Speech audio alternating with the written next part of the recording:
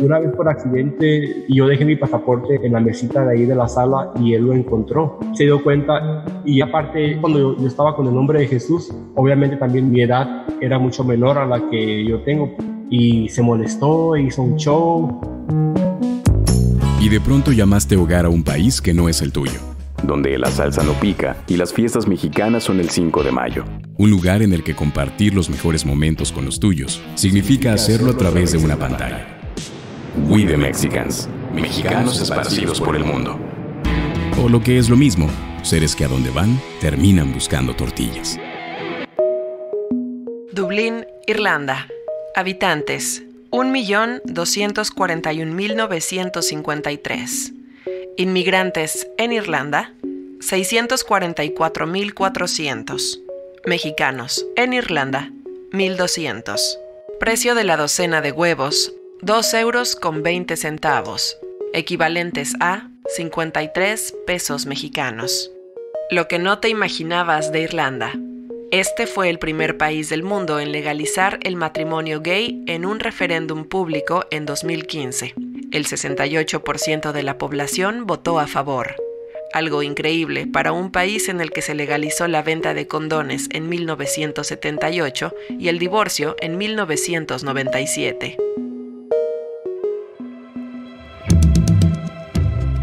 Bienvenido o bienvenida seas a un nuevo episodio de We the Mexicans. Nosotros somos Adrián y Silvia y en esta ocasión tenemos un episodio un tanto distinto.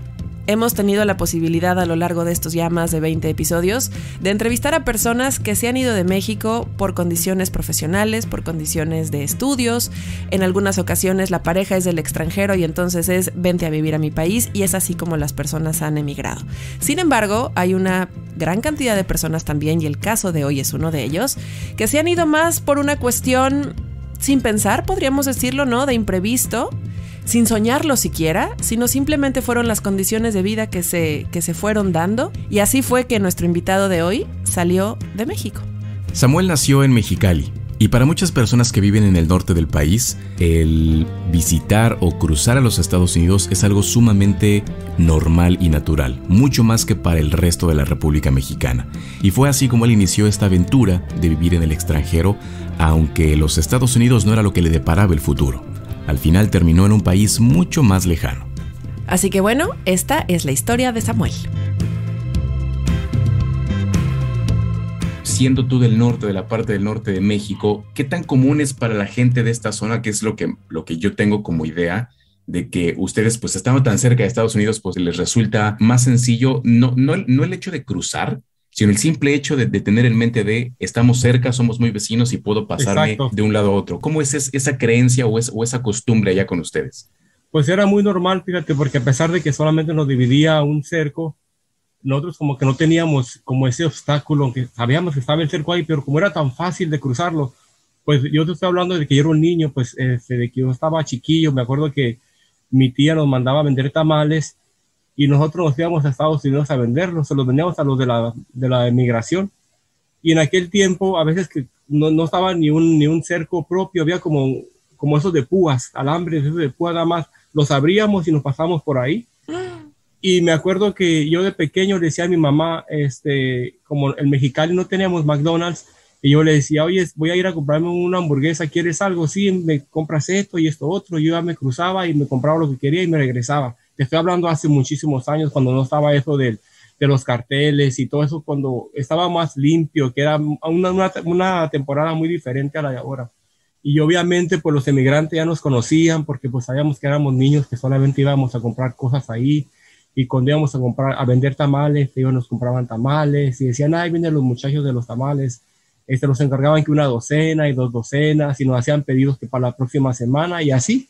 Era muy normal en aquel tiempo cuando yo era un niño. Estoy hablando ya de hace muchos años, pues yo ahorita tengo 48 años. Entonces era un tiempo muy diferente. Pero sí, como mexicalenses, como norteños, era muy, muy fácil para nosotros el ir y venir y no había necesidad de tener documentos. Y entonces de repente el decir, bueno, voy a buscar un trabajo y de aquel lado está más sencillo, es mejor pagado, ni siquiera era una cuestión de decir, bueno, ¿y qué requisitos necesito, documentos, etcétera? Simplemente es voy y trabajo de aquel lado. Exacto, y luego pues también tiene mucho que ver que casi la mitad de mi familia también vivía en Estados Unidos. Entonces ellos venían y cada fin de semana, ellos, por decir, muchos de ellos vivían en México, pero en Mexicali, pero viajaban diario de lunes a viernes a sus trabajos y pues era solamente es cruzar las fronteras. Yo estaba prácticamente a 10 minutos caminando de cruzar la frontera, porque Wow. con decirte que desde la casa de donde nosotros vivíamos, desde la ventana teníamos las vistas de Estados Unidos, tenía yo el McDonald's y tenía un centro comercial. Esa era la vista de mi casa, pero era Estados Unidos. No, eso ya te cambia, yo creo que por completo toda la concepción de, ay, otro país, como que muchas veces pensamos en que otro país implica lejanía, implica dificultad, implica Exacto. como algo remoto y para ti era algo pues muy cercano. Era algo muy normal, solamente era un cerco que estaba ahí, pero que no nos impidía nada. Me acuerdo que de hecho también a veces nos ponemos a jugar voleibol con los de Estados Unidos y con los de México y usábamos el mismo De cerco red. de red. Wow. Sí, sí, entonces era muy normal. Oye, me pásame la pelota porque ya se me fue para el lado de Estados Unidos. Ok, ahí te va. ¿Me entiendes? Era muy normal. Cuando decides cambiarte ya definitivamente para Estados Unidos, ¿qué fue lo que te lleva a decir, bueno, ya, o sea, aquí está mi familia, pero ya me voy a establecer allá? ¿Así fue? No, más bien lo que fue es de que cuando nosotros teníamos como más o menos 8 años, yo tenía 8 años de edad, mi mamá se decidió irse a Estados Unidos y llevarnos con ella de legales todos, pues para darnos un mejor futuro y todo eso. Entonces nos llevó para Estados Unidos, tenía como 8 o 9 años, entonces estuve estudiando dos años ahí terminé la primaria, 2 años ahí nada más. Después por problemas de salud de mi mamá, ella se tuvo que regresar a México y nos regresamos con ella. Entonces, mi primera vez de ilegal en Estados Unidos fue por decisión de mi mamá, que nos llevó a todos. Ya después, desgraciadamente, mi mamá falleció y pues yo ya me quedé en México y me quedé con una hermanita en aquel tiempo mi hermana tenía como 7 años. Entonces, cuando mi mamá falleció, yo tenía como 13. Entonces, yo le prometí a mi mamá que yo me iba a hacer cargo de ella porque ella se preocupaba mucho por mi hermana. Y así es como empezó más o menos todo, porque cuando ya al fallecer mi mamá, pues obviamente nuestras vidas cambiaron de la noche a la mañana porque tuvimos que estar viviendo con las tías y de un lado para otro y era muy complicado. Entonces, con el paso del tiempo, ya a los años, mi hermana la pequeñita salió embarazada y decidió tener su bebé en Estados Unidos por lo mismo, para darle un mejor futuro. Entonces, como era mi hermana, pero para mí era como mi hija también. Entonces, yo no, pues ¿cómo te vas a ir? Yo quiero estar contigo en estos momentos. Y entonces, es así que yo decidí irme a Estados Unidos por estar con ella y apoyarnos los dos y estar juntos y como siempre. Eso fue en San Diego. Ya fue, a partir de ahí ya te quedaste allá definitivamente, ¿o cómo estuvo? No, definitivamente estuve allá como unos 5 años. ¿Cómo era tu vida allá? O sea, me imagino que es una situación constante el decir, en cualquier momento llega migración, o sea, hay cierto nivel de riesgo, pero ¿cómo era tu vida? ¿Cómo es la vida de alguien como tú que vivió en ese entonces en Estados Unidos, en esa circunstancia? No, pues con decirte que realmente nunca andaba con temor ni nada, porque yo me sentía que estaba en México, porque pues yo vivo en San Diego. California es donde más mexicanos hay, más latinos, y el idioma está muy presente y donde quiera que vas no hay necesidad de hablar inglés. Una de mis tías me dijo, mira, ahí tengo los papeles de Jesús, de uno de mis primos, él no está trabajando, él no los utiliza para nada. Tú ponte a trabajar con tu security number, y así es como yo empecé a trabajar. Me acuerdo que cuando estaba trabajando en los casinos, a veces sí llegaba como reportes de migración para ver a la gente que estaba con documentos falsos y todo. Entonces sí, como que así de repente así había ese movimiento. Y yo nunca tuve problema porque toda mi información estaba correcta, solamente la foto era como sobrepuesta, pero como eso no se investigaba la numeración y el security number, que estaba y todo pues era legal, solamente mi foto estaba como sobrepuesta en la otra ID de la verdadera, ¿no? Y entonces yo nunca tuve problema. Todo el tiempo que estuve trabajando ahí, estuve trabajando como Jesús, mi nombre. De hecho, cuando conocí a mi pareja, que ahora es mi esposo, Ricardo, él me conoció como Jesús. Y él me decía, la primera vez que me conoció, me dijo, ¿por qué te llamas Jesus? Y le dije, no, yo no me llamo Jesus, me llamo Jesús. Entonces dijo, no, porque ¿cómo es que en México la gente se llama Jesus y Jesus es Dios? Y para él era como un choque cultural muy fuerte, porque ¿cómo alguien se puede llamar Jesús? ¿No? ¿Dónde lo conociste? ¿Estabas trabajando en un casino, decías, algo así? Fue una historia de amor, fíjate, muy bonita, porque yo siempre supe que yo era gay, yo creo. Yo siempre, no estaba al 100% seguro, porque yo nunca tuve ninguna relación amorosa o con otros hombres, nunca. Mis primeras relaciones siempre fueron con mujeres, siempre. Pero era como eso de que en aquel tiempo, pues, el machismo y la sociedad, ya ves que la sociedad mexicana y todo es como muy, especialmente las familias, son como muy conservadoras y que no, y que cómo. Entonces, en aquel tiempo, cuando yo estaba joven, yo no tenía ninguna referencia de qué era ser gay. En aquel tiempo no había mucha información, no existía el internet, entonces yo no sabía, entonces yo nunca me consideré que yo era gay, tenía mucha confusión. Y faltaba entonces que alguien como Ricardo llegara y tú dijeras, ya, o sea, algo está pasando que sí es por aquí. Exacto, cuando yo estuve trabajando en el casino, yo tenía una novia, mi novia era de Polonia, y Richard, a él cuando lo conocí, bueno, él no se llama Richard, él se llama Ricardas, su pronunciación es Richardas. ¿Él, recuérdanos de dónde es? Es de Lituania. Lituania, ok. Es de Lituania. Entonces, cuando yo lo conocí a él tenía su novia de Lituania. Él llegó de Lituania a Estados Unidos con una visa de exchange student, que hacen como intercambio de verano para trabajar y todo eso, ¿no? Entonces, él llegó con una visa de trabajo, creo que eran de 6 meses. Ya llegó con trabajo, con lugar donde vivir y con todo, por medio de una agencia. Él se graduó de abogado, pero en aquel tiempo pues él era un estudiante, estaba jovencito. Yo tenía 30 años y él tenía 23. Ok. Entonces nos conocimos ahí en un casino. Yo trabajaba en un casino en el buffet del casino. Yo era el que preparaba todo, ponía las comidas ya ves cuando la gente va y se sirve comida y todo, hay que siempre estar llenando y estar limpiando el área. Entonces yo trabajaba en esa área. Y él trabajaba en el área de limpieza. Él no hablaba nada de inglés y mi inglés estaba muy malo. Te estoy hablando ya de hace mucho, estoy hablando en el 2003. La comunicación que teníamos, yo llevaba un diccionario o llevaba un libro y una pluma y yo le dibujaba o le escribía y le leía y así era nuestra comunicación. Ya hoy en día se hablan en inglés los dos. Sí, los dos, pero es un inglés que nosotros hemos inventado también, porque tenemos muchas palabras, porque por lo mismo, como mi inglés, yo nunca lo estudié como profesional para tener un nivel de inglés así profesional. Obviamente sí lo entiendo y me comunico y escribo y leo y todo, pero no así profesional, no. Cometo muchos errores de gramática y todo eso, pero no me importa, eso nunca me Te comunicas, claro. Exacto, eso nunca me ha afectado o me ha dicho, oye, no, porque yo entiendo de que es lo que es. Claro. Y yo vivo mi vida y soy feliz y eso no me impide. Entonces yo apenas empezaba con el inglés, más o menos, y todo. Me comunicaba lo necesario. Pero de todos los mexicanos latinos que trabajaban ahí conmigo, yo era el que más inglés hablaba. Entonces yo siempre tenía como más responsabilidades. Perdón, Samuel, esto era por lo que nos comentabas de que aunque estuviste mucho tiempo en San Diego, básicamente, pues ahí no necesitas hablar inglés. Exacto. Entonces estabas ahí en esa área trabajando en el casino. Tú tenías a tu novia, Richard tenía a su novia, ¿y qué pasó?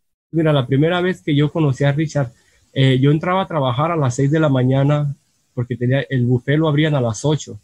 Entonces yo entraba a las 6, obviamente tienes que entrar 2 horas antes porque hay que preparar y cortar fruta y tener todo listo para el momento de abrir el buffet.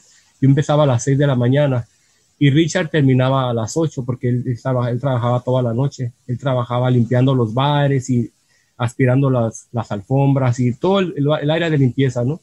Entonces justamente el momento que yo entraba era cuando le tocaba venir a limpiar el buffet antes de que se abriera y siempre yo lo miraba aspirando. La primera vez que lo miré, yo pensé que era un americano porque yo tenía una distinción de que si son europeos o no, la verdad yo no sabía, pues yo los miraba güeros, de color, ojos de color y rubios, pues dije, pues ese es un gringo, ¿no? El igual me pasó con los polacos, cuando miré a los polacos por primera vez y pues hablaban inglés y todo, pues yo nunca me imaginé, pues yo los miraba güeros y hablando inglés, pues esos son americanos. Ya cuando me dicen, no, soy de Polonia, pues ¿de dónde es Polonia? Bueno, sí me acuerdo de Polonia porque me acuerdo que del Papa, sí es cierto. De Polonia. Entonces era la única referencia que yo tenía de Polonia, pero de ahí nada, a mí preguntaban algo de Polonia, pues yo no sabía nada. Entonces yo lo miré de lejos porque en el buffet donde yo trabajaba en el restaurante había muchos espejos. Entonces cuando yo lo miré como que me cayó el ojo, ¿no? Así como que no sé cómo decirlo en español. He catch my eye. Te cautivó. Sí, entonces yo lo miré y dije, wow. Entonces dije, ¿cómo le hago para entablar una conversación con él? O no voy a llegar y decirle hola. Y como, no, creo que como que estuve planeando las cosas de cómo voy a acercarme a él o algo. Entonces lo que hacía yo, él estaba aspirando la alfombra del área del restaurante. Su aspiradora tenía un cable muy, muy largo y él se iba muy lejos y yo apenas lo alcanzaba a ver. Entonces él lo conectaba muy cerca de donde yo estaba.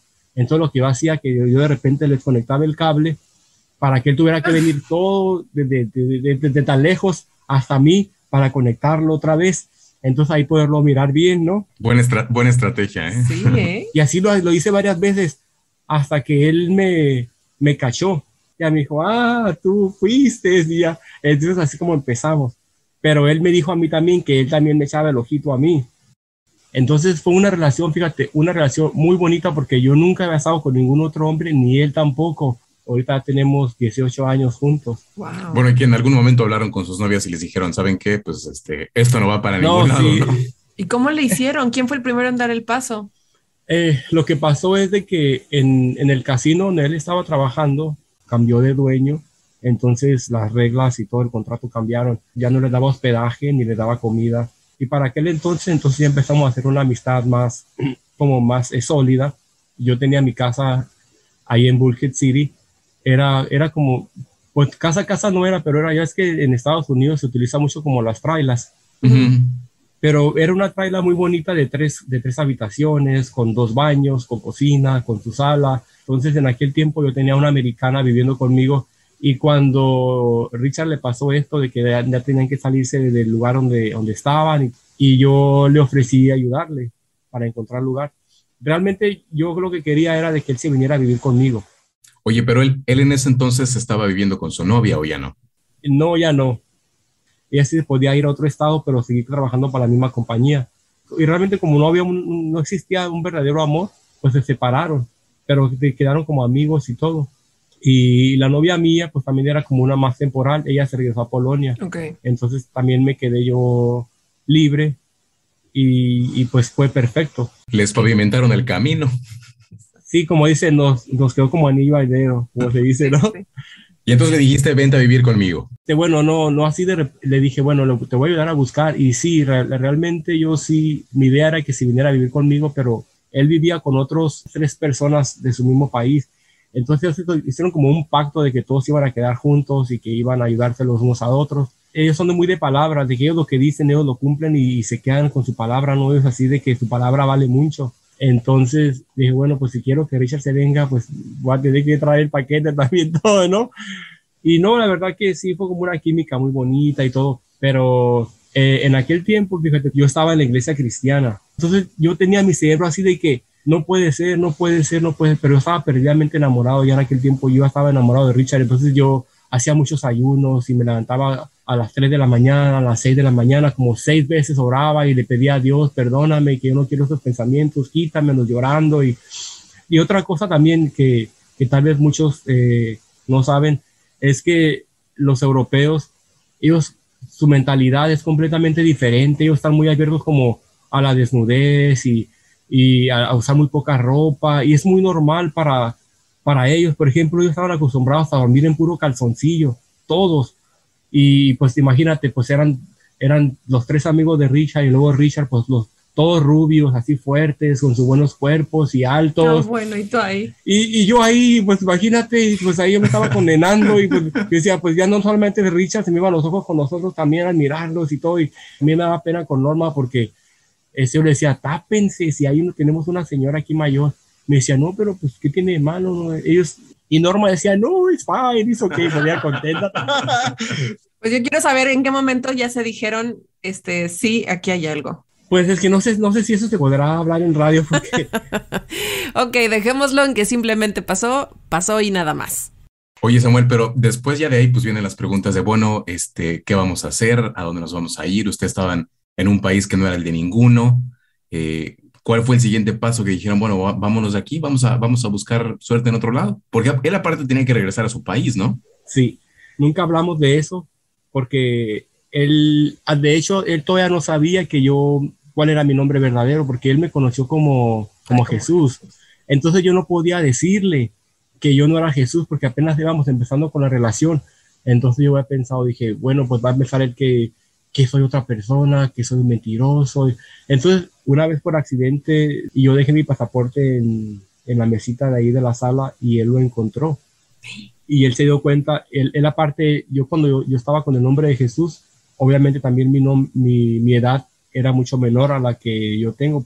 Y se molestó, hizo un show, porque muchas veces uno como ilegal, uno tiene que ocultar cosas y decir como mentiras, no porque uno las quiera decir, sino porque por la necesidad, ¿no? De que estando ilegal y todo, no te vas a poner a decir, no, yo no soy Jesús, mira, yo soy este. Cualquier persona te puede echar de cabeza, denunciar. Entonces, está siempre el temor, ¿no? Finalmente, él acaba ya de entenderlo y ya digamos, se reconcilian y continúan el camino juntos. ¿Cómo es entonces que dicen, bueno, vámonos de aquí, vamos a intentar el vivir en otro lado? Lo que pasó es de que ya a Richard se le había vencido su visa para regresarse. Y su familia le estaba dando presión. Oye, ¿cómo te vas a regresar? Tu visa se venció. Aquí tus tuyos te están esperando. Entonces él me lo comentó muy triste. Me dijo, me tengo que regresar y no sé qué. Y lo hablamos. Entonces compró su boleto de avión. Me afectó tanto la depresión y la tristeza, la soledad. Yo decidí dije, ya no puedo estar en Estados Unidos. Pero por otro lado también era como estar condenado a vivir la vida completa bajo otro nombre, bajo otra identidad. Exacto. O sea, si te quedabas allá, ¿no? Exacto. Entonces, y la única forma de estar con él es que yo me vaya a México. Y luego que él venga a México y ahí nos quedamos. Le mandé el boleto de avión porque obviamente en aquel tiempo yo no sabía que si yo podía irme a Europa, qué documento necesitaba. Yo no tenía como esa información como la tengo ahora, pues, porque nunca me pasó por la mente yo irme a Europa, nunca. Okay. Él llegó a México, obviamente ya tenía la intención y dejar su carrera, dejar su familia, no le importó nada. Entonces, cuando él llegó a Mexicali, fue un choque cultural así horrible. Es un contraste. Es un contraste y es un choque cultural muy fuerte. ¿Cuánto tiempo se quedan ahí? Nos quedamos como 2 semanas. Me dijo, ¿por qué no te vas a Europa conmigo? Y yo me quedé, ¿qué? ¿Yo a Europa? Yo nunca me había imaginado ni en sueños que yo iba a estar en Europa. Y me dijo, sí, ¿qué te parece? Y le dije, no, pero no pienso que eso sea posible, ni siquiera yo no sé si necesito visas o qué tipo de documentos. Nunca me había pasado por la cabeza, yo estaba completamente ajeno a las situaciones legales y todo. Me dijo, no te preocupes. Dijo, yo tengo un hermano que vive en Irlanda, no es de México a Irlanda, y empezó a investigar eso, las visas y todo, y cómo te puedo traer conmigo. Fue en el 2006, aquí estaba el boom de que había mucho trabajo y había mucha demanda de laboral, ¿no? Uh-huh. Conocí a un brasileño, él le preguntó al brasileño, oye, ¿y cómo conseguiste para la visa y cómo es esto? Y el brasileño le explicó, no, pues que nosotros podemos venir a Irlanda a trabajar, pero tenemos que venir con un curso de inglés, estudiando inglés, puedes venir. Y ahí él le comentó, no, es que tengo un amigo que vive en México y tú piensas que también se puede venir. No, sí, hay muchos mexicanos aquí conmigo no hay muchos, pero hay algunos mexicanos aquí en la escuela donde yo voy y sí, es igual. Y ya después la escuela les da una carta y esa carta la llevan a inmigración y inmigración les da la visa para que trabaje. Y me dijo, mira, ya, te vienes tal día, ya te compré todo y ya no te preocupes, saca tu pasaporte mexicano. Cuando él me dijo de eso, era como el 6 de julio y el 15 llegué yo aquí. Y luego aparte lo que pasó es de que como yo nunca había viajado en avión ni nada, y luego un vuelo a Europa tan lejos y yo por primera vez, entonces en Alemania tenía otra conexión para llegar a Dublín, Irlanda, y yo perdí el vuelo. Final de cuentas llegué aquí a Irlanda y él me recibió y ya pues nos volvimos a juntar y yo fui feliz. Entonces así es como llegué yo aquí a Irlanda y ahorita pues ya es toda esa historia. O sea, ustedes llegaron a Irlanda de manera fortuita, ¿no? Ahí estaba el hermano de Richard y por eso se fueron para allá. Sí. Pero estando ahí, ¿no tenían como la idea, la inquietud de moverse a algún otro país, de explorar algo más? ¿O cómo fue su proceso de asentamiento ahí en Irlanda? Un choque cultural completamente diferente también, porque es cuando yo me di cuenta, ahora sí estoy en el extranjero. Claro. Cuando estuve en Estados Unidos nunca tuve como ese temor o como ese deslumbramiento. Supuestamente yo ya sabía inglés y cuando llegué a Irlanda me di cuenta que mi inglés no era lo suficiente, porque aquí, primeramente porque el inglés es diferente, el acento es completamente diferente, es como volver a empezar de cero. Entonces me di cuenta de que ahora sí, estoy solo, estoy en otro continente, estoy en Europa y ahora sí, ahí te voy, sin familia, sin amigos, sin nadie que, ¿me entiendes? Sí, sí, sí. Y fue un choque así como algo así muy fuerte que no sé cómo explicar. Cuando yo llegué aquí a Irlanda, Richard ya tenía apartamento para nosotros dos. Con la visa de estudiante podía trabajar 20 horas. Entonces, legalmente sí podíamos trabajar 20 horas. Primero empecé a trabajar muy cerca del aeropuerto en un hotel donde él trabajaba. Él me consiguió trabajo ahí con él. Y después agarré otro trabajo. Y era muy fácil en aquel tiempo agarrar de un trabajo a otro. Era lo más fácil. La impresión que me das con esto que cuentas es que agarraron como el trip, ¿no? De estar trabajando las cosas, la vida, una cosa y ustedes estaban bien, etcétera, seguían avanzando. Y ya por un momento, eso me da la impresión, dejaron de tener esta idea de, bueno, me quiero ir de aquí o nos movemos. No, como que simplemente ustedes mismos hicieron de Irlanda su casa sin tener que estar buscando una casa. La hicieron, la construyeron ahí. Sí, eso así fue. Y yo siempre digo que todo pasa por algo.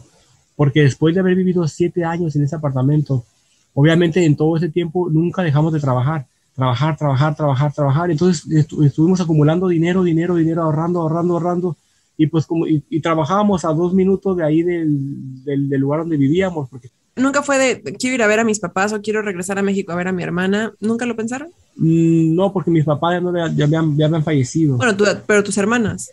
Pues mis hermanas vivían en Estados Unidos, 2. Y la otra sí vivía en México. En todas las que vivían en Estados Unidos, pues obviamente cómo las voy a ver si no tengo documentos para ir a verlas. Entonces eso fue que es un precio muy grande también que se paga porque yo por haber estado ilegal y todo ya no puede arreglar documentos y todo.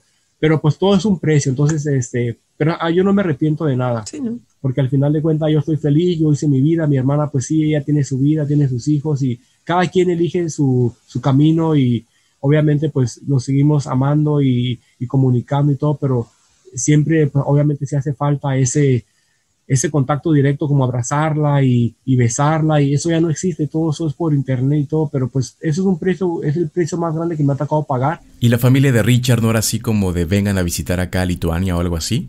No, en el 2013 Irlanda cayó en la recesión muy fuerte, entonces cuando yo llegué aquí fue el 2006, estaba en el boom, la economía estaba al máximo, había mucho trabajo y había todo y estaba súper bien todo, pero en el 2013 hubo una recesión muy fuerte y se vinieron abajo pues los precios de las casas y todo, y pues nosotros teníamos nuestros ahorros y eso nos ayudó mucho porque si nosotros habíamos querido comprar una casa cuando está el boom, hubiera sido imposible y la compramos la casa justamente en octubre. Todos nuestros ahorros se nos fueron en nuestra casa, pero fue nuestra mejor inversión porque gracias a Dios que no tuve la necesidad de ir a pedir dinero al banco ni nada de eso. Tenía 3 cuartos. Entonces sacamos la cuenta rápido. Bueno, pues tiene 3 cuartos, vamos a utilizar uno. ¿Por qué no rentamos los otros 2? En 5 años rentamos la casa por tanto y luego por lo que ganamos y tanto, en tanto tiempo vamos a ahorrar tanto. Siempre nos quedamos así de que para lograr algo hay que sacrificarse porque pues no, las cosas no te van a llegar así nada más porque sí, aunque obviamente sí lo hubiéramos podido lograr, pero nos haya tardado más tiempo. Así que me muero del ataque de que 5 años con extraños fue muy difícil, pasaron los 5 años, logramos tener la cantidad necesaria que lo que necesitábamos para poder renovar nuestra casa. La casa se destruyó casi por completo y se volvió a hacer nueva. Cuando hablo de eso, fíjate, me da mucho orgullo porque, y no es por vanidad o por presumir, pero me da mucho orgullo personal porque lo logramos juntos con mucho esfuerzo, con mucho sacrificio, pero te lo digo porque quiero que sepas que las cosas se pueden hacer cuando uno realmente se lo propone. Y ahora pues estamos, como diciendo, viviendo el sueño. Nunca se casaron, ¿verdad? No, sí. ¿Ah, sí? ¿Y esto es otra historia? En aquel tiempo, aquí en Irlanda todavía no estaba legalizado el matrimonio del mismo sexo, pero sí estaba como reconocido el partnership. Entonces él cuando se dio cuenta de eso, de que aquí existía esto y que se podía hacer, él empezó a meter el papeleo y aplicó por el partnership. Él dijo, yo soy europeo y estoy con mi pareja y no está legalizado el matrimonio, pero él vive conmigo.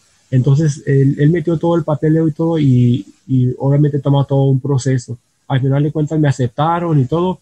Entonces, obviamente, después de cierto tiempo de estar con tu visa de residente, puedes aplicar. Creo que después de los 5 años de haber estado con el stamp número 4, pude calificar para poder aplicar por mi residencia permanente y serme natural ciudadano. Y lo hicimos también otra vez el proceso, aplicamos y todo, y me aceptaron. Pero en ese tiempo, justamente cuando estábamos en el proceso mío de hacerme ciudadano, Irlanda aceptó el matrimonio del mismo sexo. Fue el primer país del mundo en aceptar el matrimonio del mismo sexo por votación. La gente fue la que votó y decidió un referéndum. Y ustedes fueron de los primeros en aplicar, ¿no? ¿O cómo estuvo? No de los primeros, pero sí fuimos como 40. Pues es de los primeros, ¿no? Bueno, todavía son... Pero nos casamos finalmente. Oye, pues qué padre historia, Samuel, la verdad. Quiero decirle a todos a todas las personas, no importa tu nacionalidad, tu situación económica, tu nivel académico, si tú tienes algún sueño, tienes una meta, hay que estar dispuesto a hacerlo y pasar por situaciones difíciles que te van a hacer fuertes y que te van a ayudar a ser una persona mejor. Que nadie te diga que no lo puedes hacer, que porque no estudiaste, que porque no sabes inglés. Y yo soy una prueba viviente de que así se puede. Una persona sin estudios, una persona humilde, sin padres, huérfano, he logrado muchísimas cosas a base de trabajo y a base de constancia y a base de no darme por vencido y de luchar y decir que sí lo puedo hacer. Pues vaya lo que nos enseña Samuel. Definitivamente tus circunstancias no tienen por qué determinar tus resultados. Hemos visto cómo salir del país para muchas personas ha implicado sacar una beca, pedir empleo en una empresa, continuar sus estudios o seguir al amor de su vida. Pero lo que nos muestra Samuel es que pues hay circunstancias diferentes y que el fin no necesariamente siempre implica los mismos medios. Tal vez haya personas que siguen pensando que emigrar no es para cualquiera, que tienes tal vez que juntar los estudios necesarios o tener la posibilidad o la suerte de casarte con alguien de otro país y que te lleve a su país. Pero no, la realidad es que emigrar puede suceder de manera inesperada y puede ser para cualquier ser humano siempre y cuando esté dispuesto a afrontar los retos que conlleva el moverse de país y simplemente ser constante. Sí, simplemente. Pero de que se puede, y de que sucede. Y justamente ahí está la clave, estar dispuesto. Eso va a hacer toda la diferencia. Muchas gracias por escuchar este episodio y nos estaremos encontrando en el siguiente. Bye bye. We the Mexicans, mexicanos esparcidos por el mundo. Entra a wethemexicans.com.